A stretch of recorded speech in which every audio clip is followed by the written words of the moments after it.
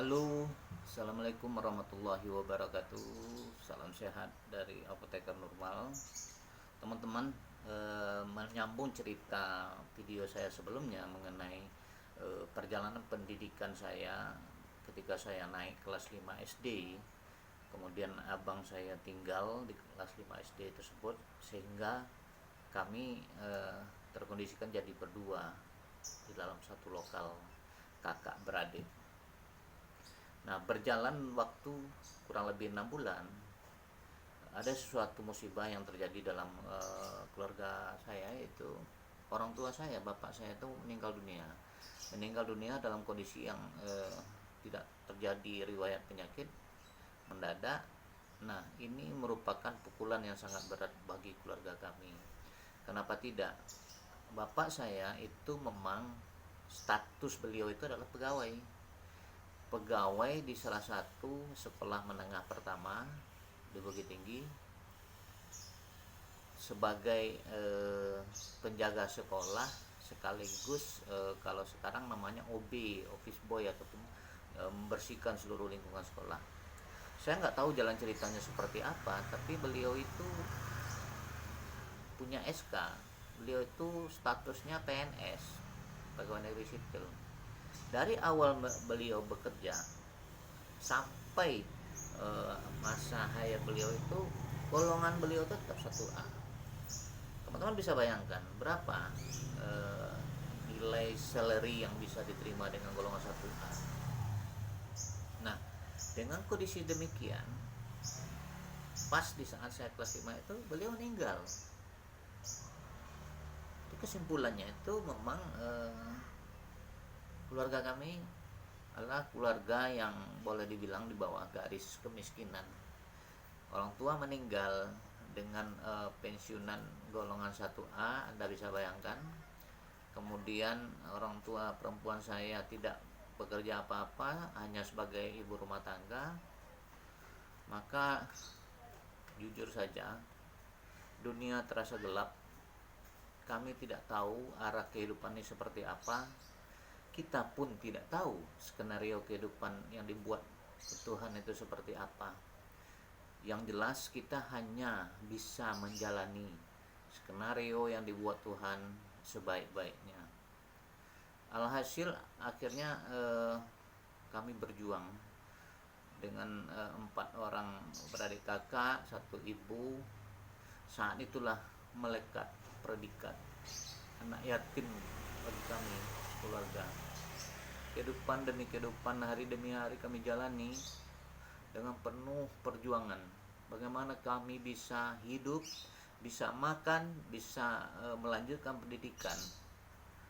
Nah, ketika itu mau tidak mau, dengan usia kurang lebih 11 tahun, saya udah mulai membantu kakek saya berjualan. Karena kakek saya berjualan di salah satu tempat rekreasi di Bukit Tinggi yang cukup terkenal, itu Benteng Fort Depok. Apa yang dijual sama kakek itu adalah jual rokok, minuman kecil, itu pakai gerobak dorong, ya kan. Nah, saya bantu kakek ketika saya tidak sekolah, hari Sabtu, hari Minggu bantu. Bahkan saya berusaha untuk mendapatkan uang sendiri dengan cara menjual es lilin pakai tabung dibawa, karena di dalam lingkungan pariwisata Benteng Fort Depok itu dia punya relief alam yang cukup indah dengan rumput dan pohon-pohon cemara. Jadi saya jualan es lilin ke pengunjung-pengunjung di sana. Nah, itu saya lakukan terus menerus. Saya nggak tahu akhir daripada perjuangan saya ini seperti apa, dan saya tidak pernah bayangkan apa yang akan terjadi ke depannya seperti apa. Yang jelas prinsip saya adalah bagaimana saya bisa melanjutkan sekolah, bisa mempunyai uang jajan sendiri. Ini hari demi hari kami lalui, tidak ada kata menyerah. Setiap harinya pulang sekolah, saya langsung dapat kakek, membantu kakek jualan rokok, jualan makanan, jualan es lilin. Teman-teman bisa bayangkan bagaimana perjuangan saya ketika saya masih berusia 11 tahun. 11 tahun udah harus banting tulang untuk membantu orang tua. Sementara ibu saya tidak ada kepandaian apa-apa. Ini kami jalani. Sampai suatu ketika saya berada di posisi kelas 6 SD. Saat itu tentu tindak lanjut daripada pendidikan itu adalah sekolah menengah pertama.